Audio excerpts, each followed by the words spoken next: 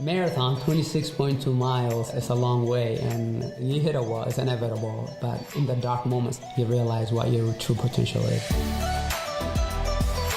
Growing up in Eritrea, it was difficult in the middle of a war that lasted for 30 years. When you see that, it shapes who you are. Don't take life for granted, and everything that comes in front of you is a great opportunity. Coming to the United States in 1987, slow process, learning English, learning the culture, and assimilate to the country. And we didn't know what the future holds, but we were determined to work hard, and hard work does pay off. My gift for running was discovered in 7th grade PE class. One teacher said, if you run the mile seriously, you're gonna get A or B. Basically, I just took off and surprised myself and the coach, and he looked at his clock and said 5:20, and got me the A, and I fell in love with running. I was recruited to UCLA in 1993, and I went for two reasons, academics and athletics. It was the best combination of school, and my parents always emphasized education, kid alive, and I'm so happy to get my degree from UCLA, and running never took priority before that. When I finished 4th at the London Olympics, that gave me hope that I still got a chance to win New York or Boston. The victory of the Boston 2014 means a lot to me because it's not about me, but for the running community, for the Boston Strong, because what happened in 2013 was a catastrophic moment for all of us. In fact, I was there. I met that afternoon, though, a goal of mine to be able to win the race for the people. And 2 weeks shy of my 39th birthday, and I was not the favorite by any means. It was going to be my last Boston Marathon, and to be able to prove the victory was the most meaningful thing in my career. And that 7th grade PE class that I ran was a solidification. I was on this earth to be a runner and have impact on people's lives.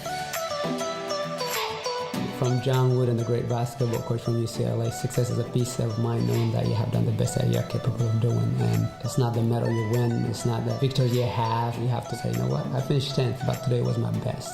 And I'm glad I finished it. Maybe next time, if I work harder, I really believe that success is the preparation. It takes a village to raise a child, and definitely I'm that child. So I'd like to thank everyone who were a positive contributor to my life and my success. And to be acknowledged with a professional achievement means a lot, and I'm touched by it. Thanks so much.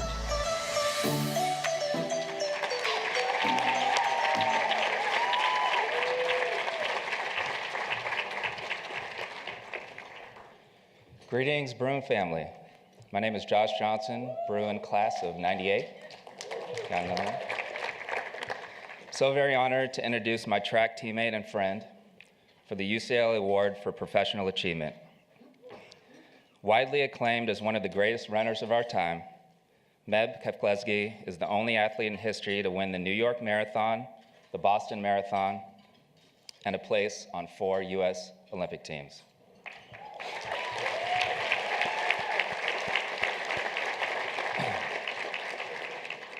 Meb has proudly proclaimed that he is more than a world-class runner, and that couldn't be any truer.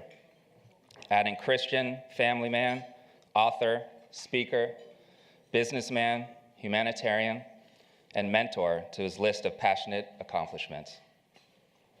Transcending his own athletic achievements, Meb maintains an unwavering commitment to helping others go the distance in their own lives, physically, professionally, personally, and spiritually.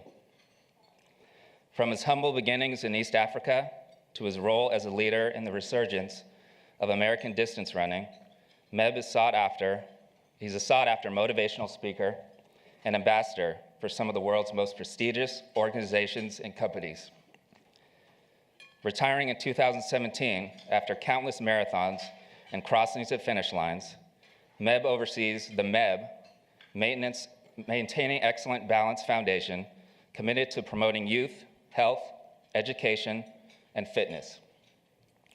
Meb graduated from UCLA with a BA in Communication Studies. Please join me in congratulating a Bruin worthy of this award, Meb Keflezighi.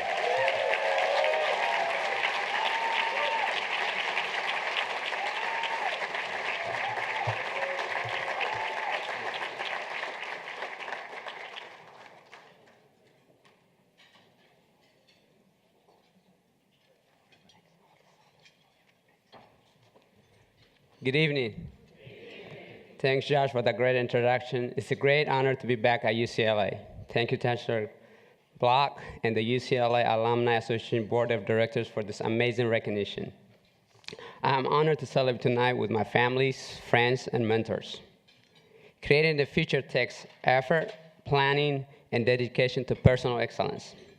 It means making use of your opportunities, maximizing your talent, and demanding the best of yourself. Most of you know that I have accomplished a lot with my running. Through many blessings, I'm the only athlete to win Olympic medals in the marathon and win both New York City and Boston Marathon. When I was a child and even began running, I didn't know where running would take me. I began far from where I am now. Let me share briefly my life journey. Imagine living in a country during a war and without a sense of safety. Imagine not being sure of what tomorrow will bring. Imagine living in a fear not only of war, but also of an uncertain future. That's how my life began. I grew up in a big family, small village in Eritrea, which is found northeast of Africa. When I was born in 1975, Eritrea was in the middle of a 30-year war of independence. In my village, we did not have electricity. We did not have running water. Imagine being a little kid who has to walk 2 to 3 miles to the well and carry water home so that I can have water to drink. Imagine then having to walk another 2 to 3 miles with your older brothers to collect wood so you can make fire to cook your food and boil your water. And if there was enough water left, you can wash your body. Every day was a laborious process to simply put food in our mouth. Our focus was on a daily task of survival instead of pursuing an education that would set the foundation for an improved lifestyle. In Eritrea, I was one of the 6 brothers and sisters whose future was unpredictable. No opportunity to go to school or play safely. Soldiers were everywhere with guns that threatened our sense of security. Landmines were scattered all over the country. No room to move freely.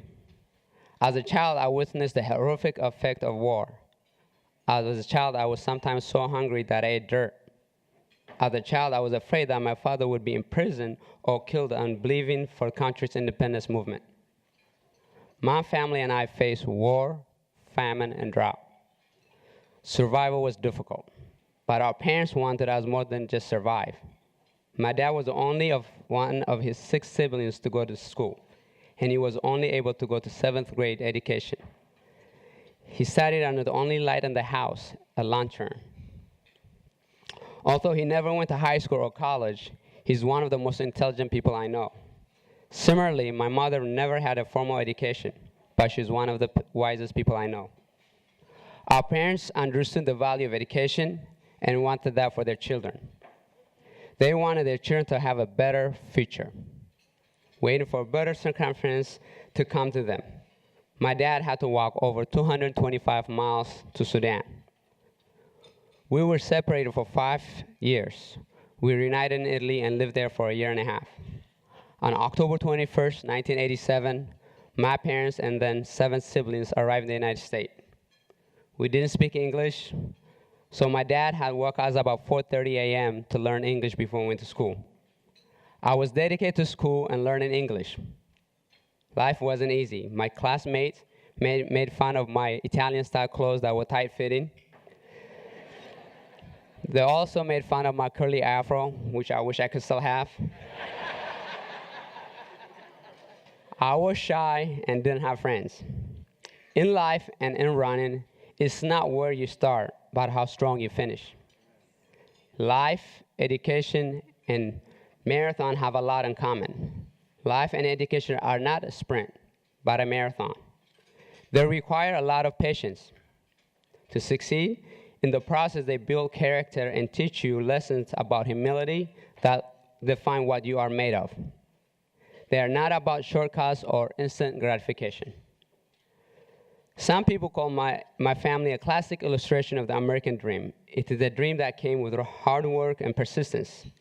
9 of my siblings have graduated prestigious colleges such as UCLA, UCSD, Berkeley, and Stanford.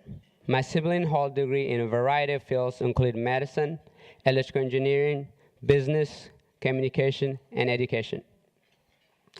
When I was a student athlete at UCLA on athletic scholarship, I worked harder for my communication studies than I did for my sport.